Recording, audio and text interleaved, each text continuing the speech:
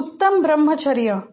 भाद्रपद महिन्यातील शुद्ध चतुर्दशी हा दिगंबर जैन समाजाच्या दशलक्षण पर्वाचा 10वा दिवस उत्तम ब्रह्मचर्य धर्म आहे.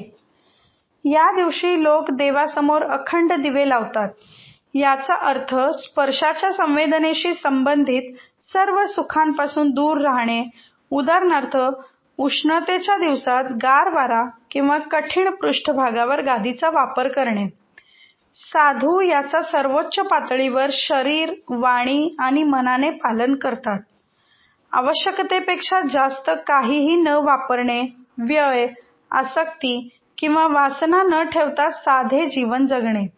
कोणतेही संत त्याचे पालन करतात आणि विशेषतः जैन संत त्याचे शरीर, जिभेने आणि मनाने सर्वाधिक पालन करतात. ब्रह्म म्हणजे आत्मा आणि चर्य म्हणजे पाळणे. या दोघांना जोडून ब्रह्मचर्य हा शब्द तयार झाला आहे. ब्रह्मचर्य म्हणजे आत्म्यात राहणे.